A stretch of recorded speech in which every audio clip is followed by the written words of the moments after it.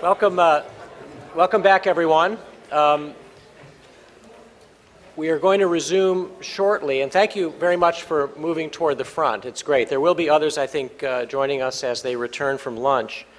We have a little bit more relaxed pace in the afternoon, so Robert is likely to open up for more than 2 questions after the first session, and we're not going to be yanking mics away from people or anything, but there are topics ahead of us that are interesting and we think very important to this continued notion of trying to understand issues of preservation and how they relate to preservation education.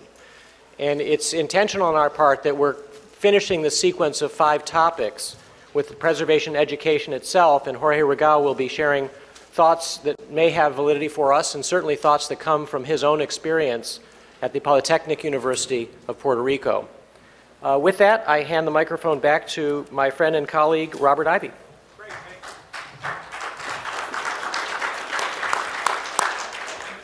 thank you. Ken, I want to just put in a shameless plug just for 2 seconds, but I think it's really interesting too. This current issue of Architectural Record is about points of view, and the cover is a much reviled or much debated project, the former Huntington Hartford Museum, 3 Columbus Circle in New York, which has been changed, altered significantly into a new museum. And there are different points of view presented in there. But the reason I particularly wanted to show you, Michael Sorkin, a critic from New York, is one of our standard critics, and the title is Some Suggestions on How to Spend $800 Billion to President Obama, and number 9 is Reconstruct New Orleans. So you ought to pick up a copy of this and take a look. Okay, we're ready to launch into another couple of major issues, and the first one is about the wide, wide world. And Erica, would you kick it off, please? Sure. This is a fairly broad scope, international issues. And so I'd like to sort of take a minute to look retrospectively in terms of preservation and where we've come from an international level, and then to talk about what that means to us here in the United States and on the ground working at a local level, and how that in turn can help inform evolution of university programs. Since the 1960s, we've had a growing internationalization of preservation. The Venice Charter, the development of the World Heritage Convention, the development of the International Council of Monuments and Sites, all of these major events and activities have really helped to consolidate a global community devoted to preservation. And this notion that some resources were of universal value also helped to foster dialogue and communication across borders and across sectors of society. And it began to create a common professional language of preservation, or, as we say internationally, conservation. And academic programs certainly began to respond to that. So really what you saw happen was this dialectic between the global and the local that helped to legitimize the field of preservation. We suddenly had a community. We suddenly had sets of standards. We suddenly had professional colleagues across seas who were grappling with the same sorts of issues that we were. However, that it also posed a number of issues, because as the field became more globalized, it created more and more questions about, well, what is heritage and what is authentic? And how do we include when you have so much social difference? And what kind of language of preservation really is universal that can allow us to express all of the uniqueness that is so inherent to this field of heritage? And while all of this was happening from the 60s on, we also had this other kind of growing movement in society that really saw us evolving from a modern to a postmodern world, and increasing emphasis on local participation, deliberation, more engagement at the grassroots level. And so you, in turn, saw all of these local movements for preservation that were far more participatory, that engaged broader ranges of voices. And they were suddenly finding themselves in conflict with these international standards at times. It's better to preserve than reconstruct. Well, what happens when a local community has done a reconstruction of, say, an earth and architecture building, and that's their way of preserving their culture? These sorts of conflicts forced a lot of debate and dialogue about concepts that were now part of this universal nomenclature, like authenticity. What does it mean to be authentic? And is it the same in Japan as it is here in the United States? And these issues of participation also brought far more transparency to the decision-making and power relationships in preservation. We began to see that we had cultivated a community of experts and a group or an infrastructure of agencies and institutions that had domain over what our heritage was. And we had, in essence, forgotten to provide for a structure that really enabled local participation and voice in the development of what we consider to be our heritage and how we preserve it. And so what has happened is there's been this interesting dialectic between the international situation or international conditions and all of these local conditions to create a new way of looking at preservation that finds a place for the expert as well as a place for the person who is really grassroots-based, trying to facilitate change, who may not be the historian, who may not be the engineer, who may not be the architect. And we all are part of the same community, and that really has come out of this dialectic of looking at the bigger picture and then looking at what happens on the ground. Part of our challenges, though, in all of that is that while we're trying to be more inclusive and recognize that stakeholders aren't just the people who live close by. I mean, I would guess that everyone here has a stake in the Statue of Liberty. And probably all around the world, people look at the Statue of Liberty as a particular kind of icon. So they are stakeholders in the preservation of that particular cultural resource. But how do you begin to give voice to that when there are other people, let's say, who live in Manhattan, who have, we want that to be on our side of the border, not on the New Jersey side of the border, because we want the revenue dollars generated by the tourism. No, you can't build a bridge from New Jersey to Ellis Island because we really want to have that revenue ourselves. So there are still these local debates that are occurring even though we have this universal icon. And how do you begin to resolve those tensions really comes down to how you teach the incoming generation of preservationists to grapple with these ideas. And I'd like to pose some ideas in terms of where we might go with that. First and foremost, I think the issue of language is imperative.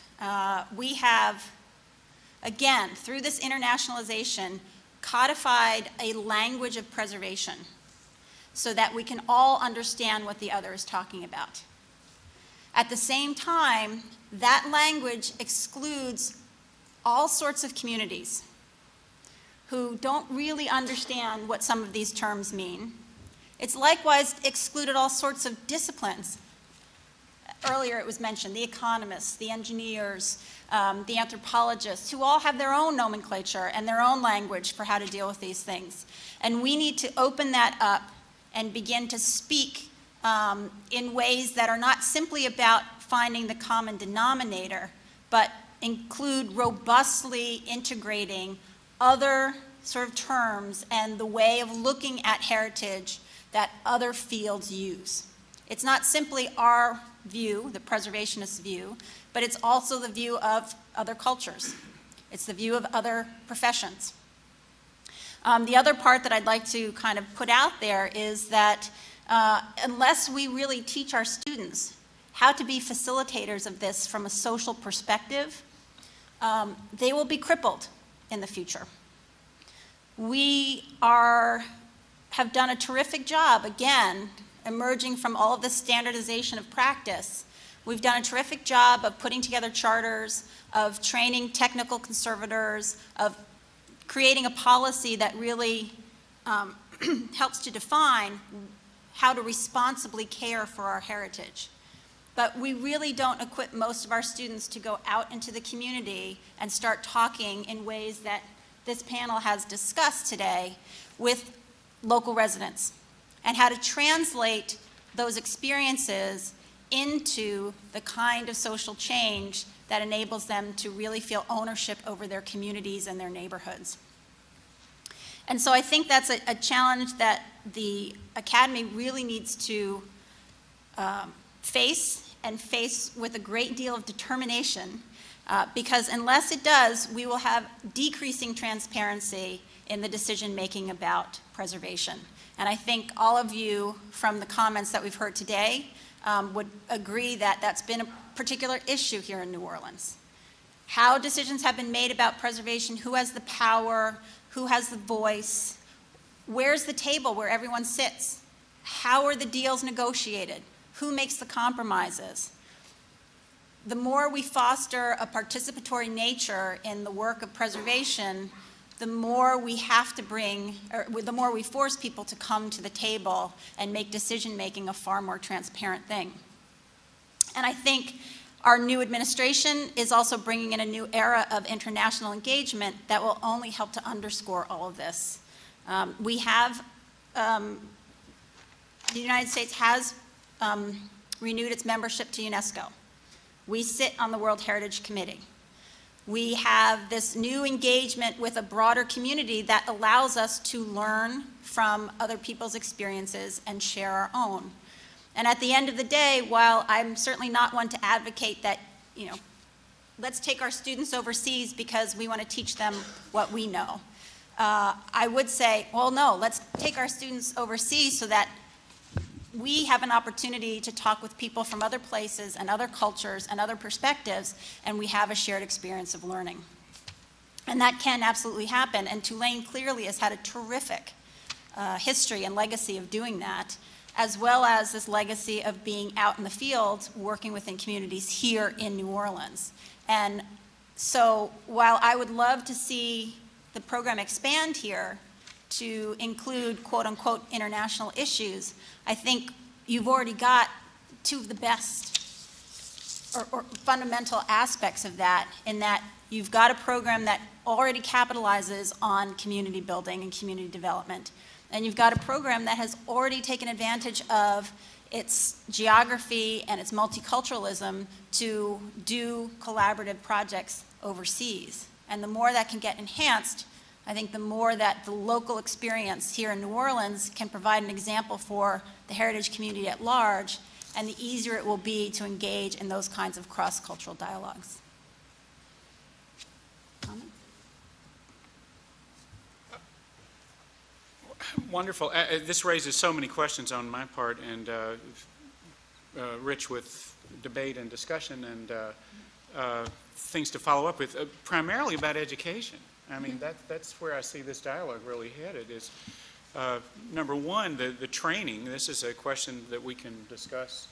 The training and preparation for future preservationists to also be, as you say, communicators at a certain level, because they've been trained in technical expertise, they've been trained in professions, they've been trained in doing the stuff, and not necessarily in the art of listening or in the art of storytelling or in the art of in the various ways that you've described, that the panel has described, of communicating clearly with the communities that they are engaged with. The second has to do with this question of international engagement and the school's, in this case Tulane, specific role. Poised as it is, the school has historically served a catchment area within the southeastern United States, the nation, but also Latin America to a certain degree, where people have come here for a variety of reasons, for training in the professions and in to increase their own knowledge. And there's a question of relevance here and necessity and for the future that is worthy of the school discussing. I would pose either one of those as a question for this group right now. First, that question of education of future preservationists, conservators, however you wish to describe conservationists. Yes. Jorge, will you? Thank you. I'll take that, at least start. Because, Eric, I appreciate the sort of balanced things you said on this issue. I think it also matters, It's not just a question of international versus not international. I think it matters where we're looking at. And from my perspective, from where I sit in New York, we have always tended to look across the Atlantic. That's our ocean, and Europe is on the other side. We feel very connected to Europe. I think that actually in some ways hasn't helped us as preservationists. There's none of us, I'm sure, we all enjoy the chance to go to France or drink espresso in Rome or whatever, but I think our students come back with some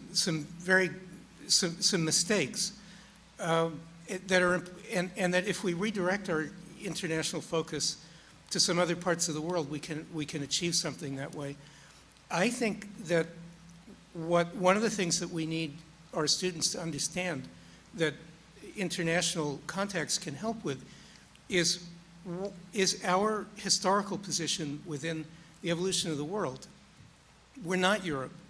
We're a society which is based on a colonial experience and on a history of imperialism. So to understand what that means for the way our cities have taken shape, the values we have, the kinds of relationships we have between colonizing people and indigenous people, between people who came here willingly, people who were brought here unwillingly, it makes the most sense to look to places that have had similar historical experiences.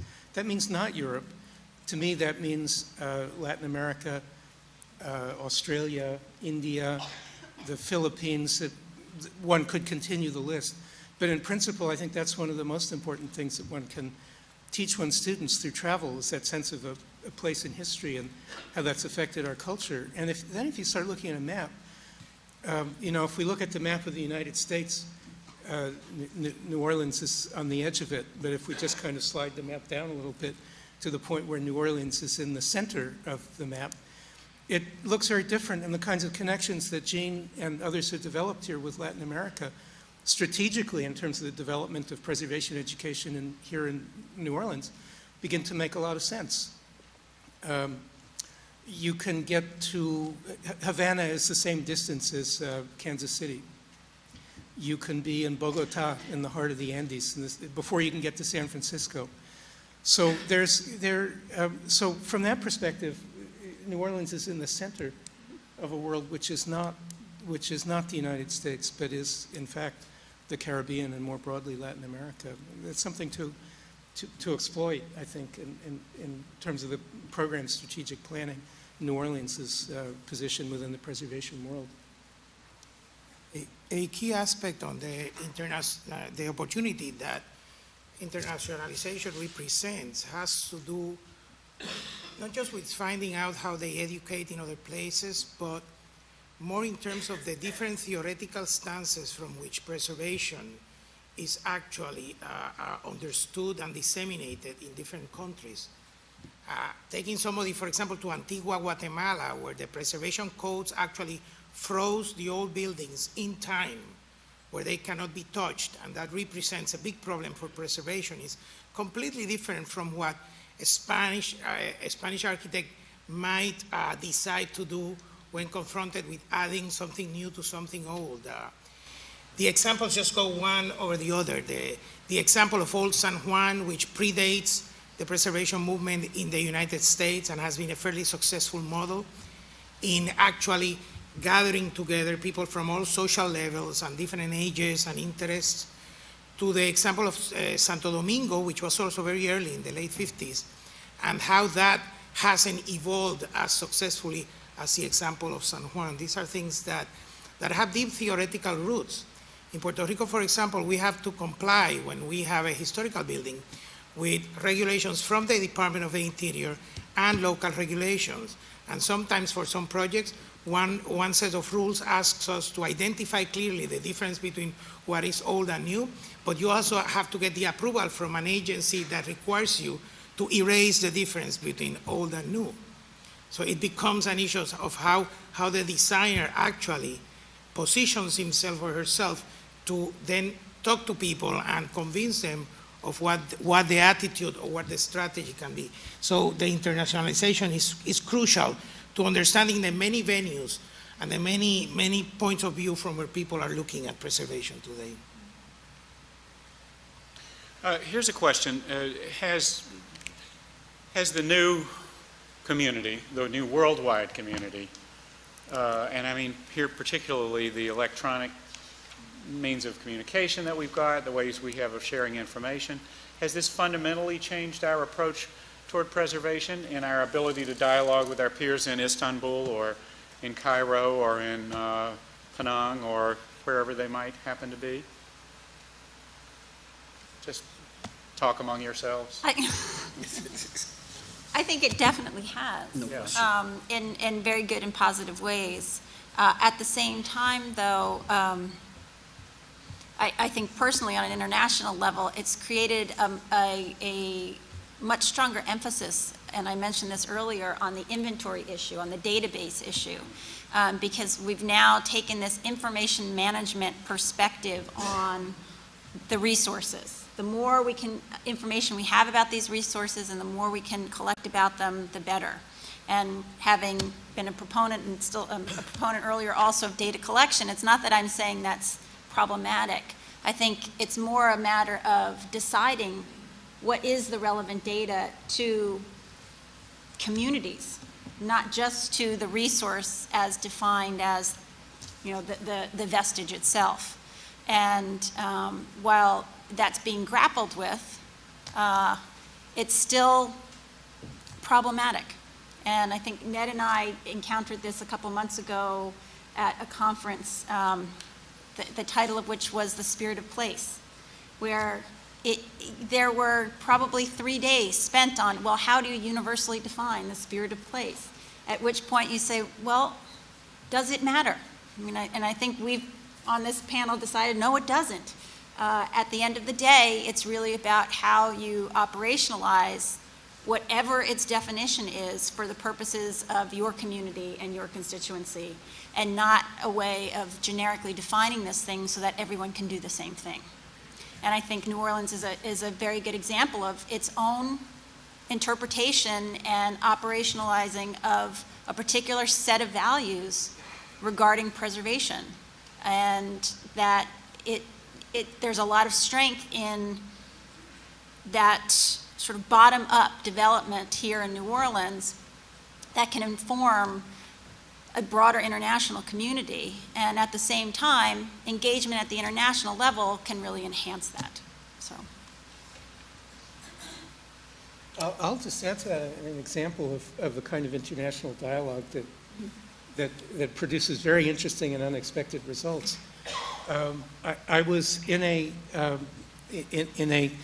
steel shack on the island of Oahu with a native Hawaiian cultural activist a few years back, and he was showing me the work that they had done to regenerate the traditional way of growing taro poi and of preparing it and cooking it and selling it and so forth, and all the different cultural traditions that came along and could be nurtured through this activity. And he's sitting there in this shack, and he's wearing a T-shirt and dirty blue jeans, but he's got a computer in the corner of the shack. And I said, well, where did these ideas come from? He said, well, I got the idea to do this from some Inuit colleagues. They sent me a video that they had made. And so there's a kind of globalism that's going on under the radar of the kind of globalism that we often think about and correctly at times are afraid of. But somehow we have to get over the fear that by being connected to other people, we'll lose our own local roots. I think the job is to nurture the local roots and to use the connections to do that and to share. I think we can do that. To follow on that, earlier, there was an earlier question about possibly nominating New Orleans as a World Heritage City. That was suggested earlier, which, is an interesting vehicle that we could talk long and hard about. And I'll just make the comment that unfortunately federal legislation precludes that here in the United States. Hopefully that legislation will be amended under the new administration, but as it currently stands, it's virtually impossible to make that happen. In any case, though, unfortunately, so much of that notion of international preservation is indeed bound up in, well, we're going to become a World Heritage Site. We have to be so important that we worthy this universal value designation and that everyone in the world needs to be able to recognize that. When in fact, some of the most robust and rich exchanges internationally occur between these sites and places that aren't necessarily on the World Heritage List. And that indeed it's all about local activities and ways of looking at a particular set of issues that are generated by a heritage resource or what a community values as part of their heritage that makes for some of the most interesting dialogue that's happening. My organization generates a list every 2 years called the World Monuments Watch, the 100 most endangered sites. And really, at the end of the day, they're not necessarily the most endangered sites. They're the sites that have the most compelling issues at the moment. Because some of them are places like the Taj Mahal. Do we really worry that it's going to fall down tomorrow? No. But there's a compelling issue that's been brought forth regarding the management of the site that the community and the heritage field at large can really learn from. And so those kinds of things really engage a broader constituency and help toss around ideas that we wouldn't necessarily have the potential to discuss. And as a result, over the 12 years of this program, fewer and fewer sites on the list really are World Heritage sites. And more sites are really of local significance. But they've engaged in a dialogue that has such resonance across communities and across borders that it really warrants focusing media attention on them. Could you talk briefly as I'm listening to you have that conversation, could you do the reverse in terms of those, we know about the Taj Mahal, we would know if it was the Eiffel Tower, and we understand from other parts of the world the importance of the Statue of Liberty. But there are some gems that we have internationally that we also cherish, but because of the political arena, is very difficult for us to relate to. Right now I'm thinking about Ernest Hemingway's house in Cuba, in which the National Trust was very instrumental in raising the thought process about our relationship to that, even though the government's relationships to what was going on was almost completely contrary to. Would you talk a little bit about that? Yeah, I mean, and that also depends on, again, the vehicle through which you're trying to look at some of these issues. Because we are a not-for-profit organization without these governmental ties or designations associated with what we do, we've been able to put sites in Iran on our list. BAM, when the earthquake happened in BAM. We've been able to put Cuban sites on our list and tried to create dialogue about those places because we know that that vehicle doesn't necessarily exist. In northern Cyprus, for example, there's a site by the name of Famagusta, which is an amazing site, and the World Heritage Committee can't even consider it for designation because it's a contested area. Northern Cyprus isn't recognized as a government. And so therefore, they're not able to even have any sort of contribution. And so what we're trying to do in particular is create the kind of vehicle that provides for a platform for all of those places that aren't part of the structure, the power structure, and the infrastructure of international conservation. And to really give voice to those underserved areas that may not have the same kind of status within the World Heritage Committee, for example, or have the political climate because it's an oppressive regime, because they have other political issues going on that they cannot really participate in some of the traditional areas. So, Are there examples outside of the formal listing that you're describing, though, of international, let's say, places, I mean, even cities, that warrant international ownership? And I mean by that, Right. cooperation and participation. Are there examples of places? I mean, the schools often have studios. Tulane, I was just told, has a studio in Rome. Well, that's Rome, Right. with a capital R. Are there places that are truly international in their world ownership, let's say? Well, there are lots of World Heritage cities. Yeah. I mean, there are lots of cities that have been given World Heritage designation because there's this sense there is a universal value. Yeah. We have collective responsibility for the stewardship of these places, and we really want to get this out there so that they understand, so that the community at large not only understands this responsibility, but has an opportunity to participate in how you decide about this heritage to some degree. And that, I think, provides for that sense of collective stewardship. But at the end of the day, and I think everyone here in New Orleans would probably underscore this, at the end of the day, it's the folks on the ground who build the roads and fix the houses and change the windows and recover after disasters. So as much as you can have that kind of collective dialogue and participation, you also need to recognize that things happen locally. And so therefore, what that opportunity provides is really a way to bolster positions, create constituencies that normally aren't there, and help to leverage particular decision-making toward potentially a preservation agenda. But it doesn't necessarily make it happen. And I think that while that can be a terrific thing, it can also be a very dangerous thing. Because we create an agenda that suddenly has all sorts of international buy-in when you may not have the capacity to accommodate all of those varying opinions.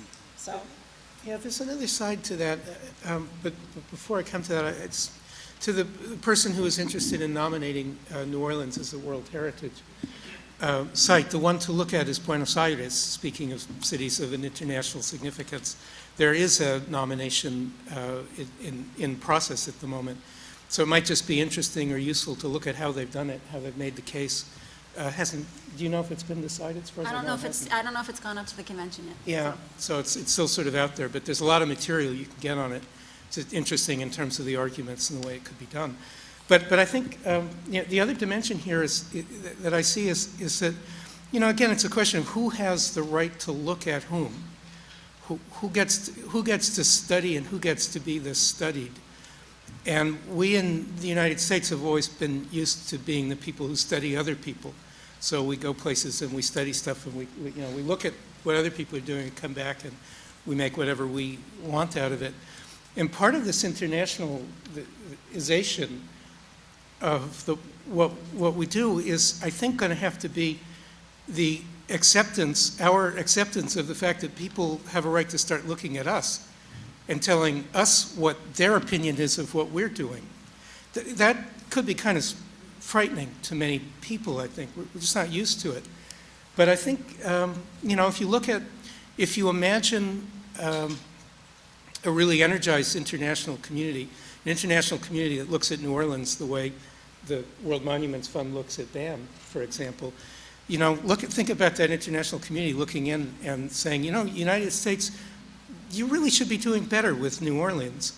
And so if we can accustom ourselves to the unaccustomed role of being the people who get looked at and talked about, there might actually be some benefits for us. But I think it also could be part of gradually becoming better world citizens as a country. Well, and I think that the citizenship issue is really the heart of the matter, because whether it's the skeletal survey information in a Chicago neighborhood or a World Heritage nomination, it's just a vehicle for building a community around collective memory and collective stewardship. Whether it's that one little form that gets handed out around the neighborhood or this more kind of federal application to put New Orleans on the World Heritage list, both achieve the same thing in many ways, because it's all about creating that kind of coalition and cohesion within the social fabric.